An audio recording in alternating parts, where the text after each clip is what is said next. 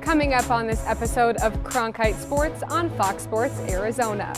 Big league dreams, new opportunities, cutting-edge technology, and a fresh beginning.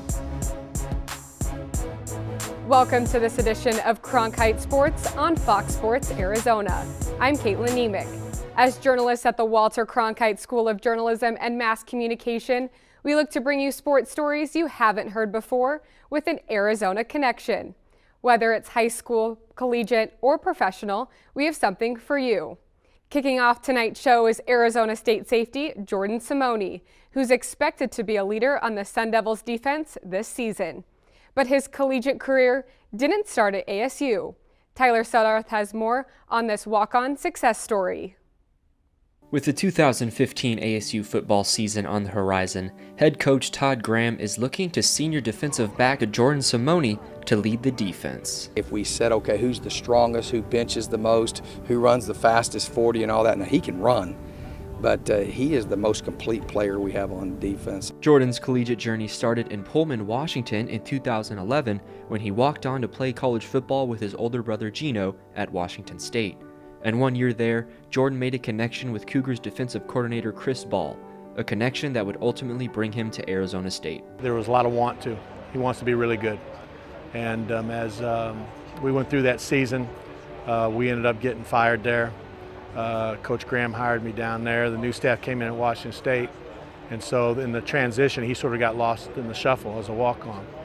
So he had talked about not playing anymore, and I tried to talk him into sticking with it. He'd always told me, he said, hey, if you ever want to come walk on at Arizona State, you know you can. So I took a leap of faith and came down here and knew with Coach Ball everything would work out. I didn't get a scholarship, ultimately what I wanted, but I think it was a blessing, in disguise, and having Coach Ball be one of the only coaches to reach out and say, hey, we don't have a scholarship for you, but we really want you, and we think you're a player.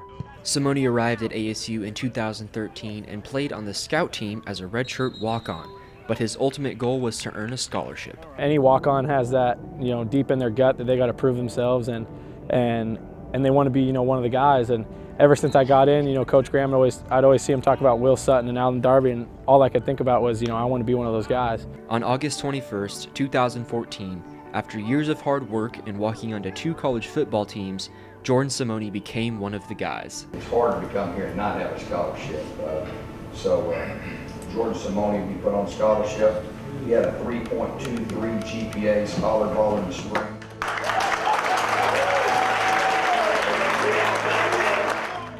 Mom? Yeah, what's wrong? I just got put on scholarship. You did not. Yeah, I did. Oh, honey. My mom and dad have always been there for me, at the highest dollar, paying for me to go to school, paying for me to come down to Arizona State. So it was just really emotional, and, to have that, off my back as far as, earning a scholarship and just getting to that point, that goal that I had wanted since I was, in high school, and I'd seen my brother receive scholarships. Seeing Simone earn a scholarship was special for the coach who helped him in Washington and encouraged him to take a chance with Arizona State. Unforgettable.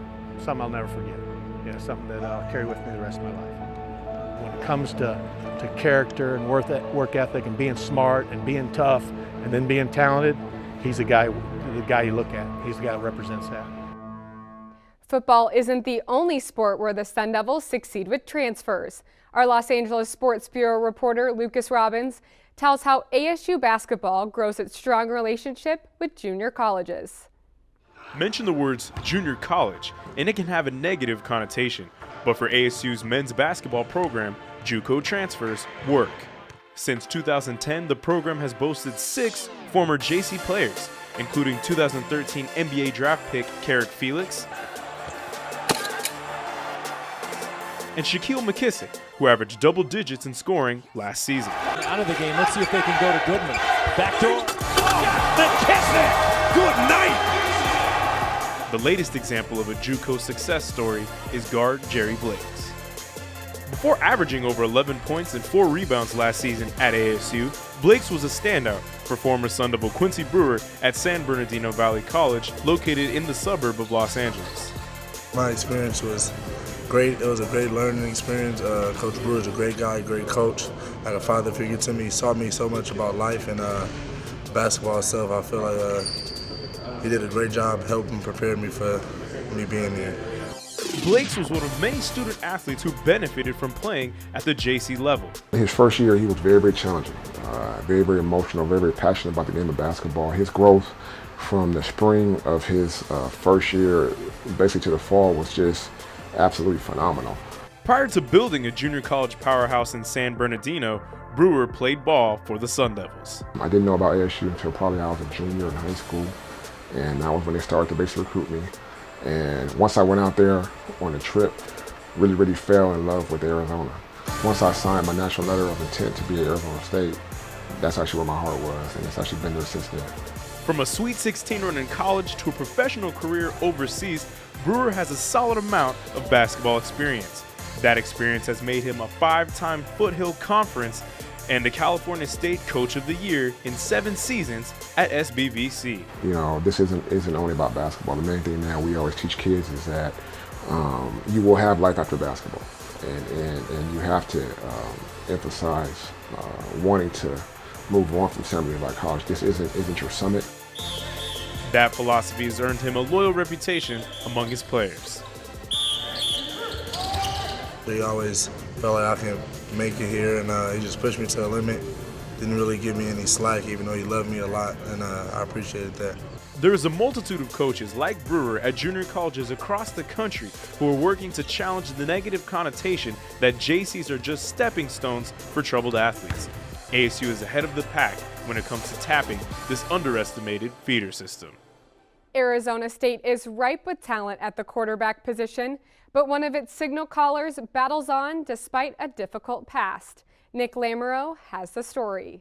He likes to share a story and he wants to change the world pretty much. I mean, he likes to change people's lives and try and make an impact. That's why he's a great spoken person, and he has a lot of things that he can bring to the table to other people and on the field. Arizona State quarterback Manny Wilkins has not had the easiest path to his collegiate career. When Manny was just 10 years old, his father passed away. This led Manny down a path that he could have never expected to take. A couple struggles growing up, just a couple setbacks. I just, went into a little bad slump there. Had my head in the wrong things.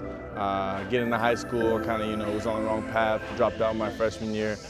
With his relationship suffering with his mother and his entire world seemingly falling down around him, Manny decided to move out to California with his aunt and his uncle. His uncle, Chris Casanovas, had always been a father figure to him and set him back on the right path.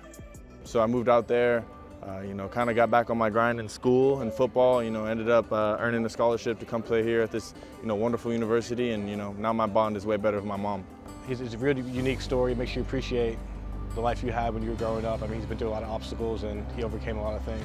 I think he's a young man that knows how to persevere, and whether it's a good day or a bad day, to make the most of every situation. And Manny's got a great spirit. He's somebody that he wants to be successful. He wants to be a great teammate, a great family member. He wants to be somebody that can be counted on, and so he's really done a good job in that area.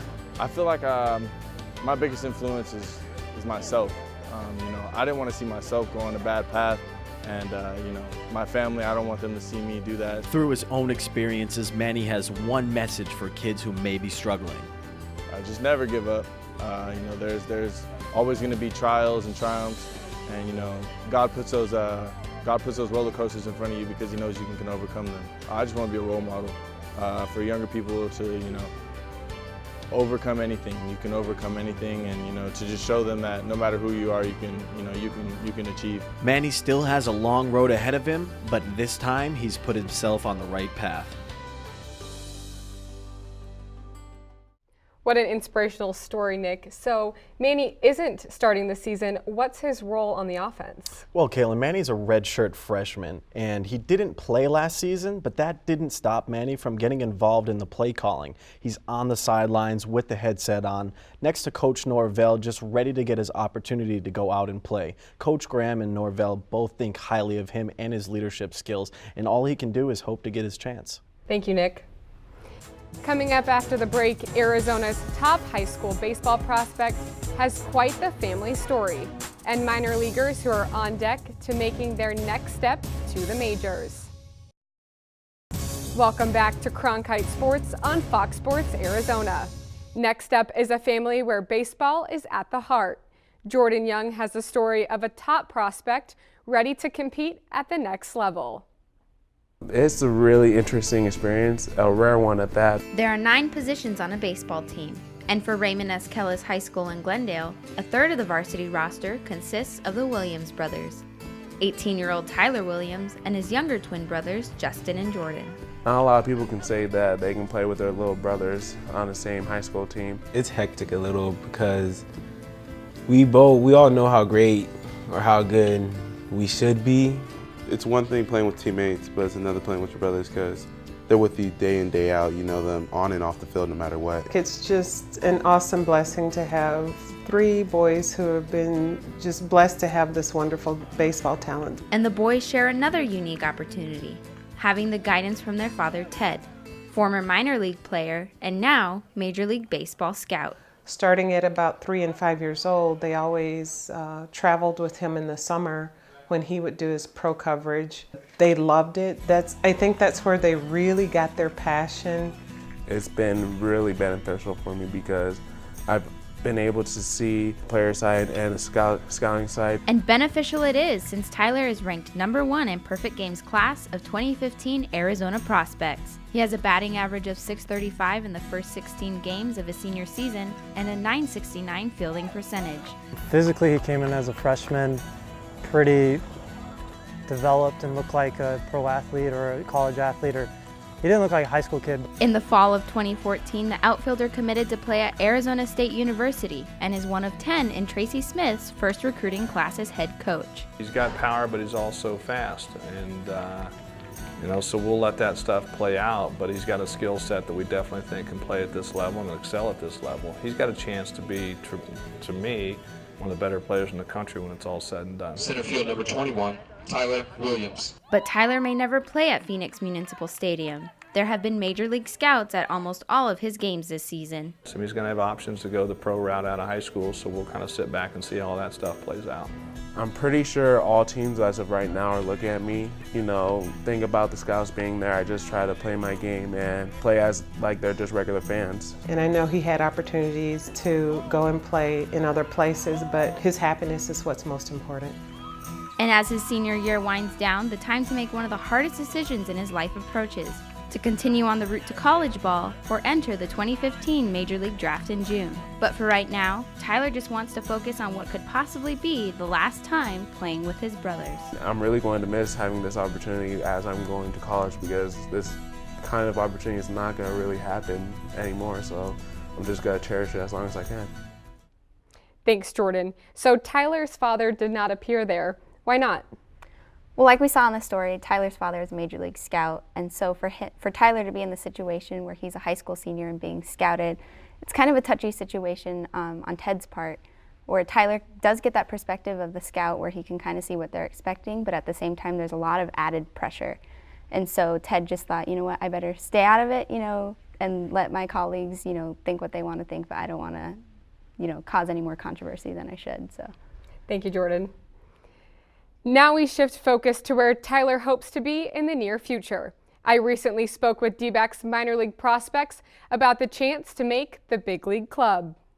As exciting as signing a first professional contract might be, that's when it's really time to get down to business. Once you start playing, you realize it's the same game. So it's baseball at the end of the day. Yeah, the players are better and you're playing for a professional team, but at the same time, it's baseball no matter where you're playing. The difference in the game was so much better for me because it was about development, learning the game the right way, and then also going out and winning. You understand that it's a long road to where you want to get to, and every baseball player has a dream of playing the big leagues.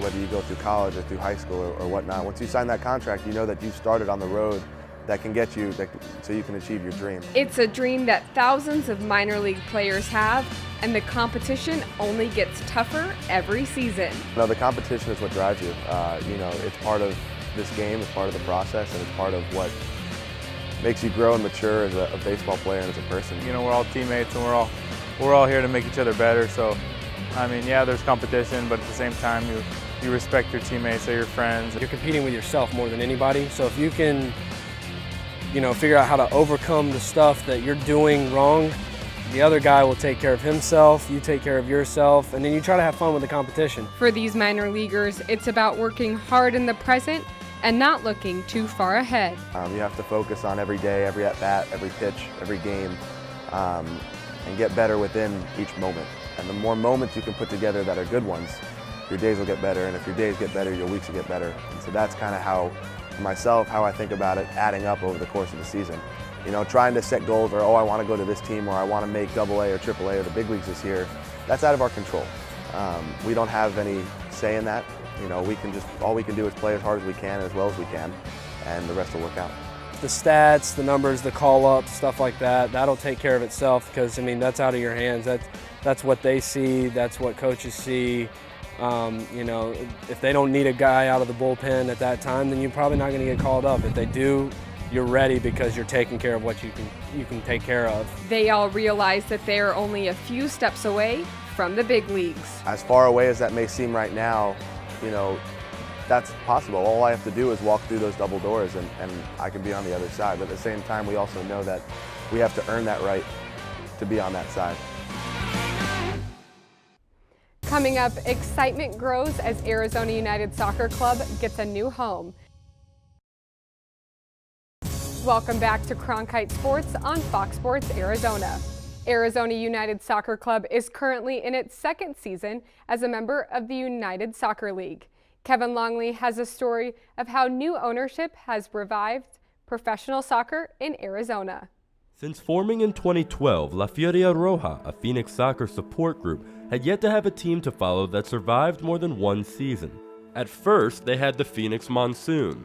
They played most of their games. Then there was Phoenix FC. They said they had money and stuff, and we followed them for a year, and then that went away.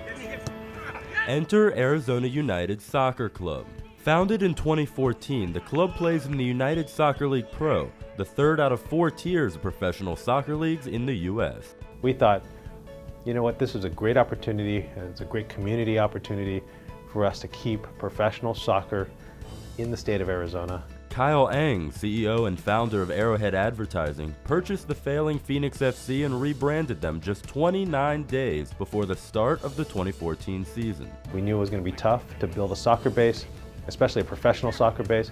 This year we've had a true full off season, been able to sign some great players with some great pedigree, some winning pedigree, and now we're ready to roll. Arizona United is moving from Peoria Sports Complex to Scottsdale Stadium this spring, where they feel the central location will boost the team's growing popularity.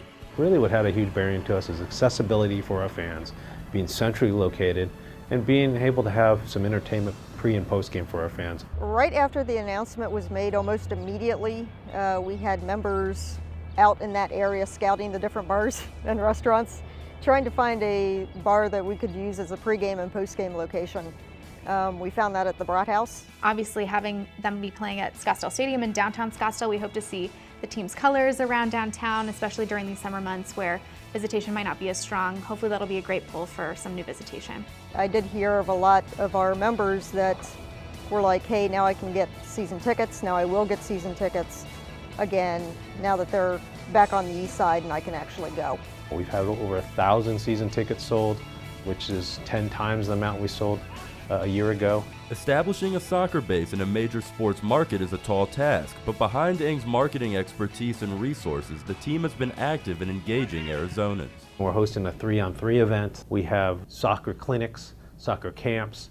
We have our guys going out to watch parties, whether it's a USA game, men's or women's, whether it's one of our games, just to try to touch these fans, try to engage these fans. That's how we're going to grow soccer from a grassroots level. And for the fans that have been dedicated from the team's start, Eng's involvement hasn't gone unnoticed. A bunch of us went out to Irvine for the season opener, you know, and he was sitting right next to us, you know. That's kind of stuff, like he's there, he's present. And you can see it in every place in the business, you know, him and his stamp are present. And I think that's what we really like. Thanks, Kevin. So they nearly made the playoffs last season, and they're off to a great start this season. How are they doing this all in such a short period of time? Well, Kyle Lang has brought in players and staff with former MLS experience, including head coach Michael Delarusso. The team formed a partnership with FC Dallas of the MLS, and the two clubs even trained together earlier this spring. So Arizona United is really becoming a more popular destination for players and coaches. Thanks, Kevin. Coming up, we'll take a look into one department where the Phoenix Suns are among the leaders in the NBA.